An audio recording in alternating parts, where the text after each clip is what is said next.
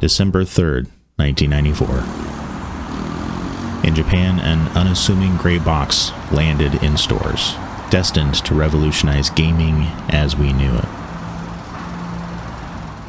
The PlayStation wasn't just a new console, it was an invitation to an entirely new era of gaming. Over the next 30 years, it would evolve from an experiment into one of the most influential gaming platforms ever created. Today, we're celebrating the PSX, a machine that dared to dream bigger, told unforgettable stories, and, for me personally, became so much more than just a console. The summer of 1999 was a turning point in my life. My teenage self was uprooted and forced to leave everything behind as my family moved across the country. All I really had for comfort during that time was my portable cassette player, my Game Boy Color, and a small box of Pogs. If you know what Pogs are, you're old. It was one of the hardest years of my life. Mind you, we didn't have a family computer or internet at home. I was starting high school in a new state, new city, with no friends. Add an abusive brother into the mix and the fact that we were incredibly poor, and you can imagine how isolated I felt. Our gaming options were equally limited. For the family, we had a Sega Genesis, but only 2 games, just Sonic the Hedgehog and Columns. Ugh. And we had a Super Nintendo. It was in storage, because according to my parents, our tiny 2-bedroom apartment didn't have enough room for it.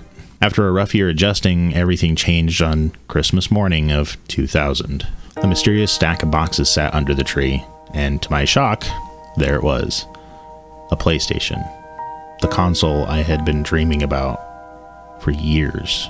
By then, the PSX wasn't cutting edge anymore, especially with the PS2 having just launched earlier that year. That didn't matter to me. The PSX became my escape, my sanctuary. I spent countless hours playing Driver, Tony Hawk's Pro Skater, Street Fighter Alpha 3.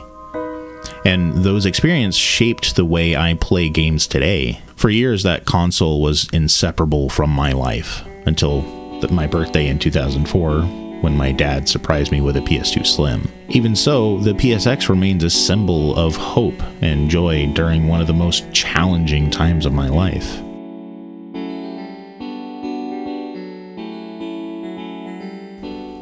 The PlayStation story begins with a deal gone wrong. In the late 1980s, Sony partnered with Nintendo to create a CD add-on for the Super Nintendo Entertainment System, or SNES. By 1991, Sony even showcased a prototype at CES, known as the PlayStation. But behind the scenes, Nintendo had cut a separate deal with Philips, publicly abandoning Sony and leaving them humiliated. Rather than retreat, Sony turned adversity into innovation. Led by Ken Katagiri, they reimagined their prototype as a standalone console. On December 3rd, 1994, the PlayStation launched in Japan, selling 100,000 units on its first day. Less than a year later, on September 9th, 1995, it debuted in North America at an aggressive price of $299.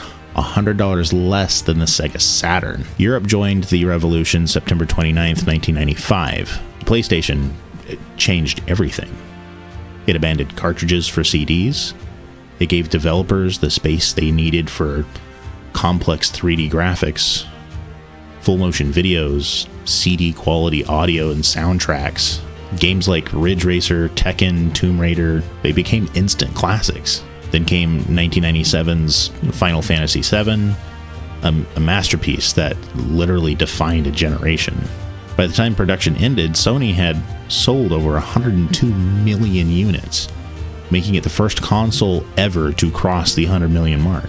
The PlayStation wasn't just a gaming console, it was a cultural reset.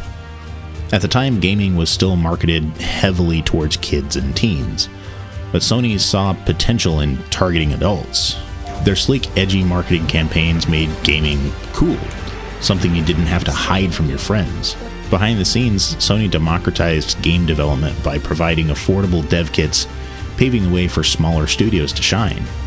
This led to iconic third-party titles from developers like Squaresoft, Konami, and Namco. It also welcomed entirely new genres, from survival horror with Resident Evil to rhythm games like Parappa the Rapper, and stealth action with Metal Gear Solid. By the end of the 1990s, PlayStation wasn't just a competitor, it was a leader of a movement.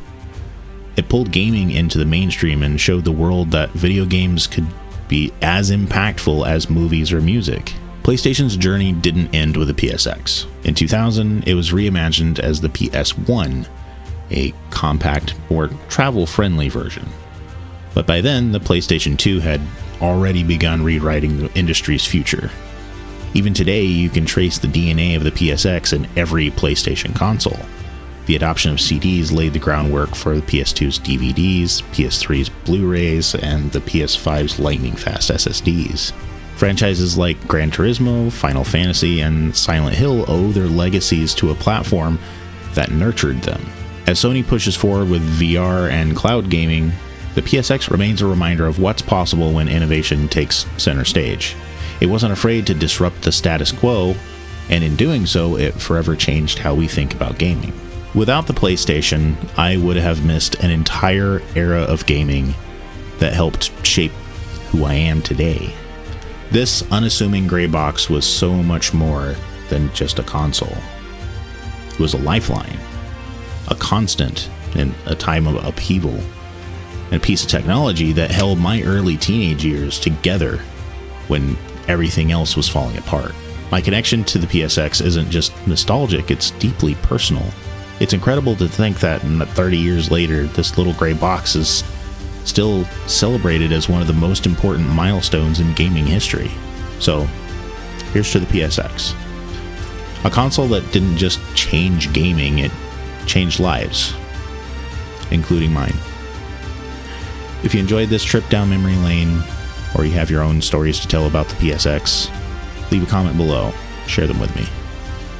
While you're at it, while you're down there, hit the like button, subscribe if you're new here, and as always, I'll see you next time.